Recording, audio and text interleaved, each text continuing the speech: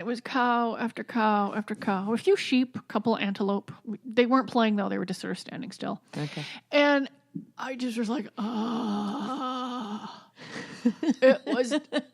And the thing is, and I'm like the tiniest damn thing on the road because it's all semis and then U-Haul trucks because everyone's like leaving school or moving or, oh my God, windier in hell. I was glad I had a heavier car. I'm just watching stuff sway in front of me going, do I pass them? Do I go drop back? Yeah. Holy crap. Yeah, that's brutal. That's a long trip. Gosh. Mm-hmm. Do you want an age range of the best orgasms of your life according to women surveyed? Okay. Yeah, let's find out. Let's see. It's actually your 30s. Age 36 is the most common, specifically age 36. So 36. We're done, Colleen. We're done. You know what? I think that is. It's probably because if you have a really good orgasm, it sucks up the sperm, and that's like getting towards the end of when you're supposed to have kids. So maybe your body is like, "Hey, get that sperm. Unclear. Who knows? I don't know. There are people having orgasms into their 90s. What a bunch of crap. But this is funny. The people that were women, aged between 26 and 36, those people aged 23 to 36, let that sink in, are the least happy with how they look. Ladies, I have something to tell you. Look at your skin on your face right now. It's not going to look like it does when you're 23 ever again. No. So, figure it out. Yeah, no, the skin, yeah. There are people that look better when they're older because they grow into their confidence or grow into their features. Oh, yeah. But certain things like skin and all that, nature just does a number on it. And I don't care who you are or what gender you are. One of the reasons I don't mind having a couple of extra pounds is that fat fills in the wrinkles. Well, there's that. I like it. That's fine. I'm okay with that. I'm perfectly happy with that. Yeah. So, we've kind of talked about this, but it's not the same story. Okay. 5 strange things that can happen after you orgasm. Okay. We've talked about other different ones. Hallucinations. Have we had? We have not talked about this. No. Yeah. This is an interesting thing. It's called this is periorgasmic phenomena. And there are literally, papers and studies and everything else. So they give you a quick rundown of the obvious and common physiological effects of an orgasm, but these are the uncommon ones. So they did this study of women, and they called it expanded sexual response. Now, this is what cracked me up. Of the people who said they hallucinated, this just cracked me completely up. 75% of them said that they felt like they left their bodies, but 24% they said they entered a cartoon world. Now, were they at the furry convention when this happened, or what? Oh, that's quite a bit of endorphins there, isn't it? I mean, if you're flooding your brain with enough. Oh my! Did they mention what sort of cartoon? Nope. Could have been anime. Could have been Warner Brothers. Unclear. Don't know. Mm-hmm. Postcoital dysphoria. Do you know what that is? Well, I can break it down. Yeah, it's crying. Mm-hmm. But this is a reflex action for some people. And they said this particular aspect, this dysphoria, can include tearfulness, melancholy feelings, depression, anxiety, and agitation. They're looking to see if there's an actual physical cause for it, but they do think it can also be just an overwhelming sense of loneliness that falls on some people because of their emotional makeup after the intimacy is over. Like, that might be the last I ever get, ever? Unclear. Okay. What about this one cracks me up, the name of this one, the sudden onset of weakness that occurs with orgasm, and everybody has that at least for a minute, but it lingers longer with some people. Orgasmolepsy. Now put that on your driver's license or get a Medi bracelet. I have orgasmolepsy. Well, okay. So everyone's a little exhausted when they're done. You don't just go springing up and mow the damn lawn. But what are they talking about? Like a half hour? Does it give anything over the typical 30 seconds to 1 minute that includes a complete loss of muscle control. So if it's past 1 minute, you might want to go get checked out. Huh. Okay. Mm-hmm. This one, headaches. Sexual headaches that are orgasm induced are rare. And they're really a bummer because sex is often found to relieve migraines for a lot of people. So if you try that as a remedy and it makes it worse, bummer, man. Well, I would just think that you wouldn't know because it just didn't work. But if you did, I mean, how would you know? Right. I don't know. That's a good question. I don't want to get a headache after I'm done having some fun. No, that would be bad. Not now I have a headache, or not now you'll give me a headache. I don't know. No. Sneezing. But this one, you think, ha ha ha. A lot of people will sneeze after an orgasm because it's part of what's called the parasympathetic nervous system activation, okay? It can cause sneezing. Kind of like looking up at the light. I was going to say, looking at the light or the sun. You look deeply into your own orgasm and sneeze? Or whatever's happening down there triggers it? Okay. Yeah. But there is a documented case from 1972 in which a 59-year-old man developed severe sneezing and runny nose after an orgasm that lasted for, drumroll, a decade. Oh. I want to know when it stopped, how he survived it. I have so many questions, but they didn't answer them. See, that's just not fair. You don't plop something like that into an article, and not at least I know, and then at least not have a link to the want to know more. Right? I mean, something. It's the internet. It's digital. You can make a link. There's a link somewhere. You can Google it. Yeah. Yeah, but you don't want to go to that No, work. no. The person or the people in the article brought it up. There should be so the onus is on them to link. To link, damn it! I just find myself, and I don't care what I'm reading.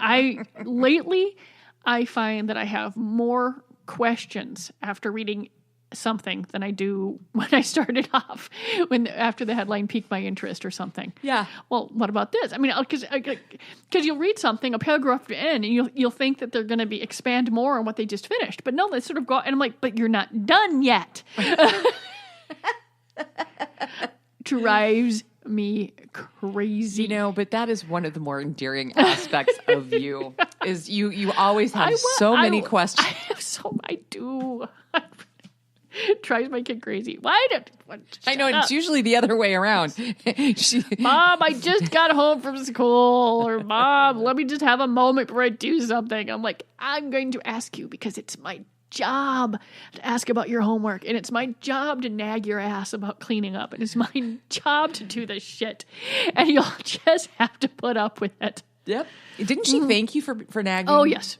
She has audibly, other people have heard it too, thanked me, because she goes, if you don't nag me, I don't get anything done. Perfect. I like the kid. Yep. So Me too. 43% of women are doing this behind their partner's back. Care to hazard a guess?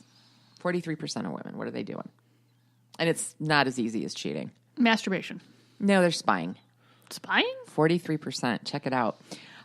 Yeah. So there was a survey of 1,045 men and women to find out which was the more suspicious sex. Surprise, it's women.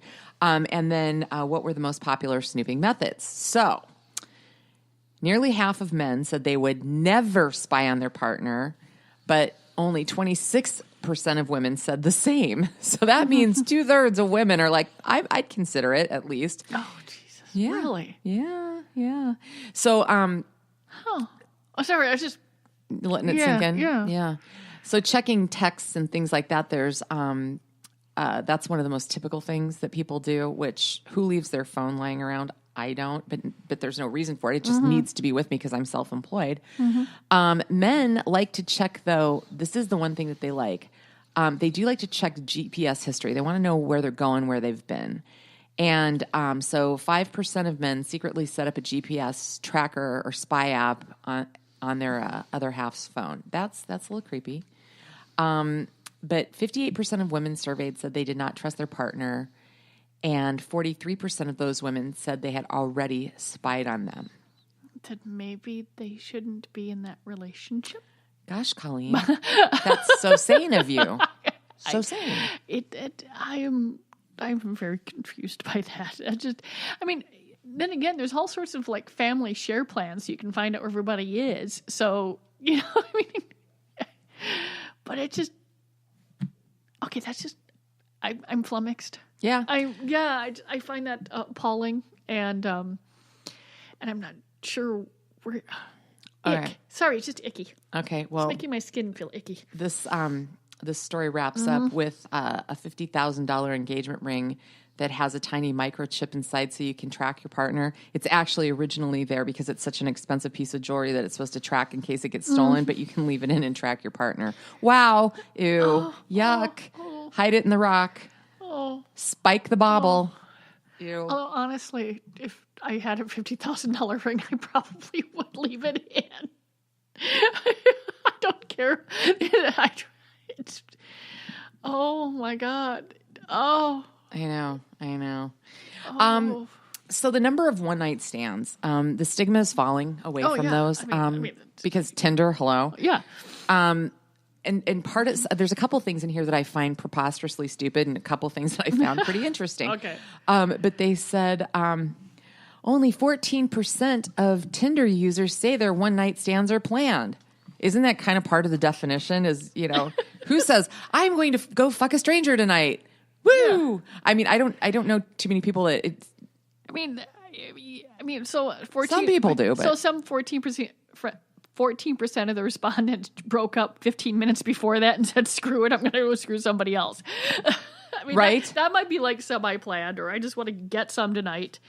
I'm sure it happens, but I mean, it's... there's some, it's. I wouldn't say I wouldn't say planned, but I would say that a higher amount is implied.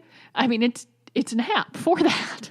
I mean, no, right? I know that's what was so funny about it. Yeah, I mean, it's just. I didn't plan this. Well, what were you doing on Tinder then? It's implied.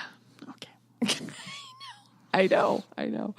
Okay, so they did a little comparison between Europe and Americans. Okay, here. This I found fun. So Europeans have a broader, more liberal view of sex than we do, but we have more one-night stands. So the average over there is 4 one-night stands among men. In the U.S., it's 6. Women from the U.S. Also had an average of 6. Okay, so this is like their entire lifetime? Okay. Yeah, I know. I'm like... Seems low. Seems low based on what I know, but... Okay. Really? Okay. Well, it is average. I guess some people may not have 0, so that's going to bring it way the hell down. Yeah. Yeah. So anyway, Cornell and NYU have done studies on this, and there's footnotes in here talking about respondents to some of their work said that the one-night stands boost self-esteem by making people feel better about themselves, and there's your post-breakup thing, which, whatever works.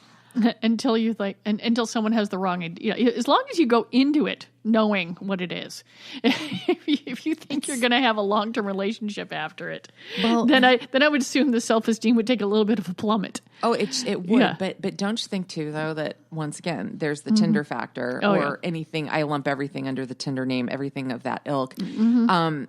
I would think that anybody that's swiping and you hook up, whatever, I think it's implied. It's implied, yes. That it's no strings. So if you get really emotionally distraught over having a one-night stand on there, it's like, okay. Maybe this is not the app for you. Exactly. eHarmony, go. Off you go. So women with this particular trait, 70% more likely to cheat, and I never would have guessed what it was. It was higher education. Okay. Yeah. Okay, so check it out.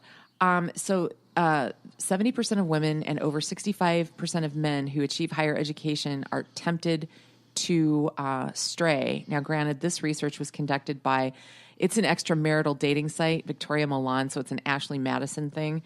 But they went through and checked out the education levels of more than 150,000 active users. Here's the interesting things, though.